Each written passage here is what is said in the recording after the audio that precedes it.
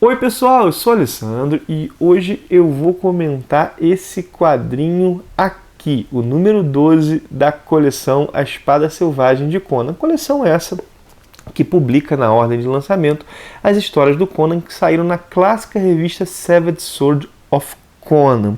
Pois bem, eu estou um pouco atrasado nos comentários desses números, dessa coleção. Eu tenho o propósito de comentar todos os números. De todo modo, tem uma razão para esses vídeos demorarem. Eu gasto mais tempo na leitura de um número dessa coleção, que afinal de contas, às vezes compila aí 4 meses de histórias do Conan que saíram na Savage Sword, do que eu gasto lendo outros títulos. Eu também gasto mais tempo em média, fazendo os roteiros para os vídeos dessa coleção. Então acaba que a coisa vai demorar mais mesmo. De todo modo, acredito que em breve eu consigo colocar em dia. E para compensar, vão sair 2 vídeos em seguida. Hoje está saindo esse da Savage Sword 12 e amanhã, da Espada Selvagem de Conan 12, perdão, falar em português. E amanhã vai sair o da Espada Selvagem de Conan número 13. Pois bem, vamos a essa edição. Aqui, nessa edição número 12, estão compilados os números 37 a 40 da Savage Sword of Conan. O roteiro de todas essas histórias é do Roy Thomas. E aqui nós temos a adaptação de 2 contos escritos pelo Robert Howard. São 4 histórias, 2 são adaptações de contos do Howard. De todo modo, se você acompanha os vídeos, você deve lembrar que em vídeos anteriores eu disse que os contos do Howard para adaptação haviam acabado. Bom, acabaram, é melhor precisar essa informação, as histórias do Conan produzidas pelo Robert Howard que poderiam ser adaptadas. As 2 histórias adaptadas aqui são histórias do Robert Howard com outros personagens que foram conanizadas. Eu achei esse termo muito bom, está na introdução dessa história, dessa edição. O que é uma história conanizada? É uma história que foi escrita para outro personagem, pelo próprio Robert Howard, e que outros autores pegam e trocam os personagens, trocam um pouco a ambientação e transformam em histórias do Conan. Isso foi feito tanto na literatura, isso foi feito nos quadrinhos também. Roy Thomas fez muito isso. Bom, a primeira das histórias que foi dessas conanizadas é a que abre o álbum. É a história Os Filhos do Lobo Branco. Deixa eu abrir aqui para mostrar os desenhos para vocês. Olha só, tá aqui, ó. Os desenhos dessa edição são do Sal Buscema e a arte final é do Rudd Nebres. Ela saiu na Savage Sword of Conan, número 37, em fevereiro de 1979. Bom, essa é uma história que envolve um levante de soldados que servem ao exército turaniano. Eles se insurgem contra o comandante e o líder desses soldados, o líder desse levante, ele tem o desejo de formar um novo povo, um novo império. E para tanto, ele vai buscar retomar o culto do lobo branco, que é um culto que é muito antigo, inclusive antecede ao das divindades cultuadas durante a era iboriana. Bom, nesse levante feito por eles, como disse, assassinam o líder que era a voz do governo turaniano, vamos colocar assim, e eles partem para um lugarejo próximo e lá praticam uma verdadeira carnificina. Bom, 2 figuras acabam atravessando o caminho desses soldados. A mulher do comandante que eles mataram, que inclusive estava indo em direção ao seu marido, e também o próprio Conan, né? Pois bem, essa aqui é daquelas histórias que mostram a importância do Conan para o seu tempo. Ele vai se colocar contra esse grupo motivado pela vingança. Um aliado dele foi assassinado por esse grupo de soldados que fizeram essa insurreição. Só que, motivado por essa situação pessoal, ele acaba tendo influência numa situação política da região. Ele acaba abortando um projeto nascente de um novo império. Interessante a gente ver como é que o Conan influenciou grandes e pequenos acontecimentos políticos da era iboriana. E isso não apenas quando ele se tornou rei. Essa história passa bem antes dele se tornar rei e nós já o vemos com a sua espada influenciando os acontecimentos. Bom, nessa história nós também vemos um pouco a organização política do deserto, ela é ambientada no deserto. Vemos, por exemplo, o Conan tendo contato com um grupo rival àquele que ele participava. Ele vai ter que se aliar a inimigos. E ele, inclusive, durante a luta, né, que esses inimigos dele estão ao lado dele para combater esse exército de soldados que fizeram a insurreição, ele sabe que tem uma pessoa designada pelo líder, do líder que está ao lado dele, que está combatendo ao lado dele. Essa pessoa foi designada para matá-lo assim que tivesse um momento propício. Então ele luta sabendo que há um punhal às suas costas. Bom, o que eu vou dizer é o seguinte, né? Depois de 13 números dessa coleção, ou seja, 40 edições da Savage Sword já publicadas aqui, eu posso dizer que esse é o tipo de história do Conan que eu mais gosto. Histórias que eu chamo de geopolíticas. Eu gosto mais delas do que daquelas histórias que envolvem a exploração de masmorras, de ruínas antigas, que não são ruins. Tem algumas bem legais, mas eu acabo tendo um gosto maior por essas aqui. Bom, se na primeira história nós temos o Conan como um líder no deserto, na segunda história nós temos o Conan pirata. Essa segunda história é intitulada A Estrada das Águias e tem desenhos do John Buscema com arte final do Tony DeZuniga. Ela foi publicada na Savage Sword de 38, isso lá em março de 1979.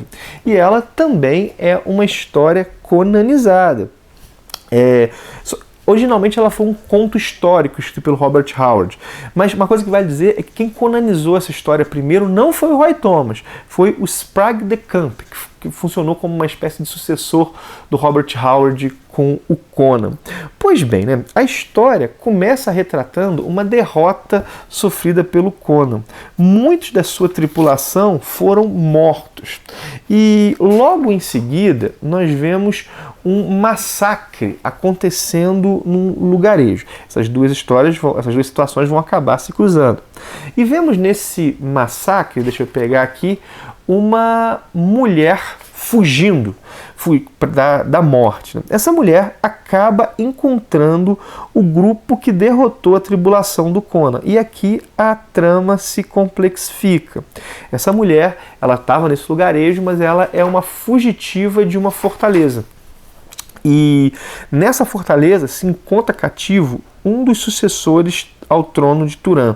E essa mulher se apaixonou por ele e ela quer levar esse homem ao trono. E para isso ela se alia a esses homens que em princípio derrotaram a tripulação do Conan para sequestrar esse príncipe ou libertá-lo. A gente pode escolher aí a palavra que julgarmos melhor.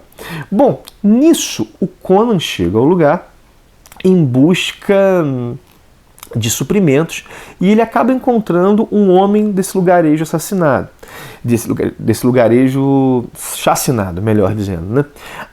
E ele aprende os caminhos secretos do lugar, sabe sobre os planos do homem que levou à morte a sua tripulação e ele acaba tentando se aproveitar da situação. Essa aqui foi a minha história favorita nesse volume, a que mostra a situação mais complexa. Os indivíduos, na verdade, os grupos aqui têm interesses bem distintos e o final da história é muito bom. Ele tem áreas de tragédia grega, sabe? O que eu não curti tanto foi um elemento sobrenatural na reta final. E não é que ele ficou ruim, mas ele serviu para acrescentar um fator a uma situação já complicada. Mas é que a história não pedia isso. Até então ela não tinha nada de sobrenatural. Foi falado até de uma certa lenda, mas destoou, embora tenha sim criado a tal situação tensa. Acho que não precisaria do sobrenatural nesse contexto para criar isso. Em outras histórias do Conan fica de boa, mas aqui destoou um pouco. Embora, vale dizer, foi a história que eu mais curti, né? A terceira história, deixa eu pegar para vocês, a terceira história desse encadernado, tem por título A Legião dos Mortos. Ela foi desenhada pelo Sal Buscema e tem arte final do Tony DeZuniga. Ela saiu na Seva de Sul de 39 de abril de 79. E eu vou dizer que foram os desenhos que eu menos curti dessa coleção. Pô, dessa coleção é exagero, dessa edição. Assim, dizer que esses desenhos são ruins, eu estaria assim, pô, olha só, não dá para dizer um negócio desse, né? Eu estaria sendo no mínimo injusto. Mas alguns quadros não ficaram tão legais, assim, ficou um pouco estranho. Deixa eu ver se eu consigo achar. Olha só, esse quadro aqui, por exemplo, a expressão do Conan, não achei que ficou tão bacana. Na verdade, ficou aquém do restante da edição. Embora, assim, de novo, dizer que é ruim seria um exagero. Mas foi uma edição que, ao meu ver, os desenhos ficaram um pouco aquém. Bom, de todo modo, vamos falar do roteiro, né? Aqui nós temos um jovem Conan, né? Nós temos um jovem Conan pouco após sair da Ciméria. Ele está no contexto das lutas entre os Aesiris e os Hiperboreanos. E ele já mostra a sua grandeza desde jovem, realizando um resgate que parecia impossível. Resgata a filha de um líder Aesir que estava prisioneira dos Hiperboreanos, uma fortaleza hiperboreana. Bom, só que esse resgate é só o começo da história. O grupo de Aesiris passa a ser perseguido, e o Conan junto com eles. Eles enfrentam magia e o final não é bem uma vitória. Bom, a história foi bacana, mas não só os desenhos foram o que eu menos curti. Essa história, embora legal, foi a que eu menos curti também. Eu achei a menos elaborada. A que tem a situação menos complexa, embora nós vemos aqui o Conan lidando com magia num contexto que parece praticamente impossível vencer. Mas assim, eu acho que ela está aquém, tanto no roteiro, quando falo no roteiro, na complexificação da história, no enredo, quanto nos desenhos, quando comparada com as restantes dessa mesma edição. Ela é a adaptação de um conto do Sprague de Camp. Bom, se a gente for pensar, essa edição é legal. Ela tem o Conan em 3 ambientes. Tem o Conan no deserto, tem o Conan, vamos colocar, no mar, pelo menos a segunda história começa assim, e tem o Conan nas montanhas gélidas do norte. Assim. Então são 3 ambientes. Bom, há ainda uma última história, essa daqui, ó, Sonho Sangrento. Deixa eu mostrar para vocês. Sonho Sangrento, que tem roteiro do Roy Thomas, desenhos do John Buscema e arte final do Tony DeZuniga, e é a primeira parte de uma história longa que durou 4 edições da Savage Sword of Conan. Essa daqui saiu na número 40. Saiu na número 40. De todo modo, 3/4 dessa história estão no número 13.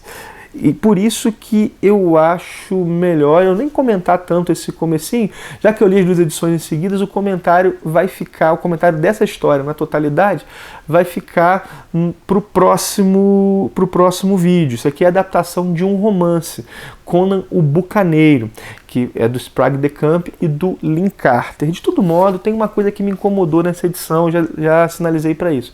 Às vezes é um uso de certas palavras de cunho mais informal na tradução. Tem um momento aqui que o Conan diz corre cambada. Assim, o problema não é ser coloquial, o problema é ser contemporâneo demais, né? Não achei tão bacana esse uso da gíria, não. Já sinalizei usos desse tipo em outras edições. Só que eu acho que o tradutor podia ter um cuidado um pouquinho maior com essas adaptações. De todo modo, tá aí meu comentário sobre A Espada Selvagem de Conan, número 12. Agradeço por ter visto o vídeo. Lembra do link da Amazon que está na descrição de todos os meus vídeos. For fazer uma compra lá. Não esquece de entrar por aqui não, isso ajuda demais o canal a se manter, a melhorar. Me ajuda a planejar melhor os vídeos e garantir a sustentabilidade do trabalho que é feito. Não esquece de dar teu joinha, de compartilhar o vídeo se achou legal. Se inscrever se está chegando por agora. Tem vídeo sobre quadrinhos todos os dias por aqui. Bom, é isso, minha gente. Um abração e até o próximo vídeo.